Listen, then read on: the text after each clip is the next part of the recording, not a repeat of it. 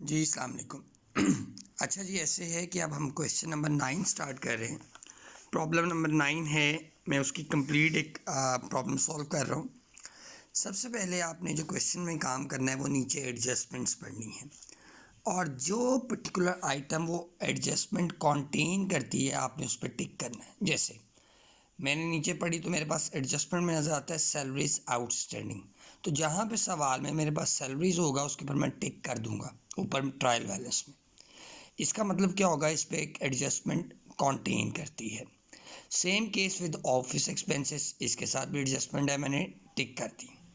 ठीक है जी, अब मैं सवाल की तरफ जाने लगा। ये आपको मैंने थोड़ा सा आइडिया दे दिया। अब क्वेश्चन में सबसे पहले देखना होता है कि trading and profit and loss account बनाना है या profit and loss. If the balance of gross profit और the trading balance is given, ठीक है, फिर आपको ट्रेडिंग अकाउंट लिखने की ज़रूरत नहीं है। We are going to start with the profit and loss account. ठीक है, फॉर द ईयर एंडेड जो भी हमने मेंशन कर दिया, ग्रॉस प्रॉफिट यहाँ लिखा। अब मैं पढ़ रहा हूँ, सबसे पहले रेंट एंड टैक्सेस है वो एज इट इज़ है, कोई एडजस्टमेंट कैरी नहीं करता, मैंने वैसे ही लिख दिया। सैलरीज में आउटस्टैंडिंग है, मैंने लास्ट टाइम आपको एक वीडियो बना के दी थी, जो आउटस्टैंडिंग्स होते हैं वो अपने रेलिवेंट में ऐड हो जाते हैं, तो ये वैल्यू आ गई 50,000। नेक्स्ट इफेक्ट वो लेटर ऑन। अच्छा, एक चीज़ याद रखिएगा कि अकाउंटिंग में अगर एडजस्टमेंट में इस तरह लिखा हो ना इंक्लूड, दैट मीन्स वो रॉन्गली इंक्लूड होता है। अब ऑफिस एक्सपेंस में वो इंक्लूड है, किस नाम से, ऑडिट फ़ी और ऑडिट एक्सपेंस।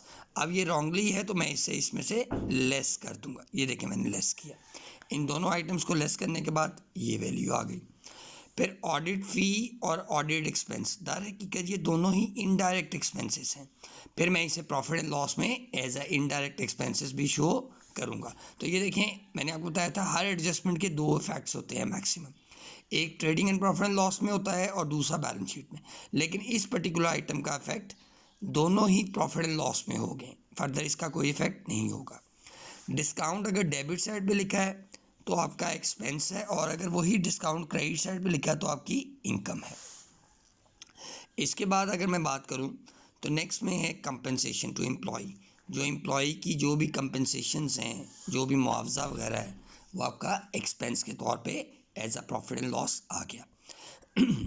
इसके बाद जो डिबेंचर्स होते हैं उस पर जो इंटरेस्ट होता है बेटा, याद रखें कोई भी लाइबिलिटी हो, चाहे वो लॉन्ग टर्म है चाहे वो शॉर्ट टर्म है, उस पर जो इंटरेस्ट होगा वो आपका एक्सपेंस होगा, और प्रॉफिट एंड लॉस यानी कि इनडायरेक्ट एक्सपेंस होगा। अब वो 40,000 पे 7% है, साथ में 1/1/2017 दिया, हमारा एंडेड है 31 मार्च, तो 1, 2 और 3, इस वजह से 3 मंथ्स का मैंने काउंट किया है, कैलकुलेट किया है। डिप्रिसिएशन के इफेक्ट्स में बता चुका हूँ, पहला प्रॉफिट एंड लॉस की एक्सपेंस साइड पे प्लांट के ऊपर 10% है, फर्नीचर के ऊपर भी 10% है, ये मैंने वैल्यूज़ कैलकुलेट कर ली। अच्छा, याद रखिएगा प्राइमरी एक्सपेंसेस हमारे डेफर्ड कॉस्ट हैं, हमने इनिशियल स्टेज के लिए पैसे निकाल के रखे हुए हैं, जब तक ये राइट ऑफ नहीं होते तब तक ये एसेट रहता है, और जैसे ही वो राइट ऑफ होंगे वो हमारा एक्सपेंस बन जाएगा, और वो नीचे बता रहा है कि वो राइट ऑफ 50% है, तो ये 2000 आया। फिर मेरी ये साइड बढ़ी है, इसका टोटल मैंने दोनों साइडों पे लिखा, और ये सारी वैल्यूज़ लेस करूँगा तो ये मेरे पास डिफरेंस आया है। ये जो डिफरेंस आया है ये net profit transfer to appropriation account के नाम से हम मेंशन करेंगे। इसके बाद बेटा हम profit and loss appropriation account बनाएंगे। सबसे पहले इनफ्लो में हमारे पास प्रॉफिट एंड लॉस जो लास्ट ईयर का है और जो करंट का है। लास्ट ईयर का आपको इस नाम से गिवन होगा, क्रेडिट साइड पे प्रॉफिट एंड लॉस अकाउंट, और ये करंट है, दोनों को ऐड अप करके ये लिख दिया। अब आउटफ्लोज में, अच्छा एक बात याद रखिएगा, नीचे एडजस्टमेंट में कोई भी चीज़ डायरेक्टर से रिलेट कर जाए, मैं आपको एक आसान तरीकाकार इसका हिंट बता रहा हूँ, डायरेक्टर से रिलेट कर जाए या ट्रांसफ़र से रिलेट कर जाए या प्रोविजन से रिलेट कर जाए, तो वो सारे अप्रोप्रिएशन के आउटफ्लो में आते हैं, यानी कि डेबिट साइड पे उन सारी बातों को हम मेंशन करेंगे। जैसे ट्रांसफ़र टू जनरल रिजर्व है, प्रोविजन फॉर टैक्सेशंस हैं, प्रपोज डिविडेंड्स हैं, ठीक है, ये सारे यहाँ पे आएंगे। एक तो यहाँ पे आएंगे और इसका दूसरा इफेक्ट बैलेंस शीट की लाइबिलिटी साइड पे होगा, आगे जाके एक्सप्लेन करते हैं। इंटरिम डिविडेंड, इंटरिम डिविडेंड जो साल के दौरान 6 महीने के अंदर अंदर आप डिविडेंड देते हैं सम टाइम, ठीक है, तो ये अप्रोप्रिएशन में आता है। अब आपने ये टोटल किया तो ये वैल्यू आपके पास आई। इसमें से ये लेस करेंगे तो ये बैलेंस कैरी डाउन कहलाएगा, या इसको balance transfer to balance sheet भी लिख सकते हैं। आगे बेटा जब बैलेंस शीट बनाएंगे तो सबसे पहले हम लाइबिलिटी साइड पे देखते हैं, शेयर कैपिटल लिखते हैं। Authorise capital if it is given और not you must have to mention, अगर गिवन है तो साथ इस वैल्यू को क्लोज कर देना। फिर issued share and subscribe capital, ये आपने लिखा वैल्यू 3 लाख आते हैं, 3000 शेयर्स हैं, हर एक की वैल्यू 100 ईच है, तो मल्टीप्लाई करके ये 3000 बनते हैं, 3 लाख बनते हैं। अच्छा, इसके बाद लिखते हैं रिज़र्व। रिज़र्व में सबसे पहली बात ये होती है कि जो ट्रांसफ़र टू जनरल रिज़र्व या जनरल रिज़र्व हो और बैलेंस फ्रॉम अप्रोप्रिएशन अकाउंट, ये जो बैलेंस सीडी आपका निकला था यहाँ पे, आपने इसे रिज़र्व के हेड के अंडर मेंशन करना है। ये थोड़ा सा आपने मार्शनिंग को ज़रा अंडरस्टैंड करना है, ठीक है। इसके अकॉर्डिंगली ही, हेड्स के अकॉर्डिंगली ही आपने आइटम्स लिखनी है। अच्छा, ये आपने तीनों वैल्यूज़ लिखी। फिर लॉन्ग टर्म डेट्स जिनके साथ परसेंटेजेस होती हैं, जिन आइटम्स के साथ वो लॉन्ग टर्म डेट्स होते हैं, आपके डिबेंचर के नाम से लिख लें या मॉर्गेज के नाम से आ सकता है, ये आपने मेंशन किया।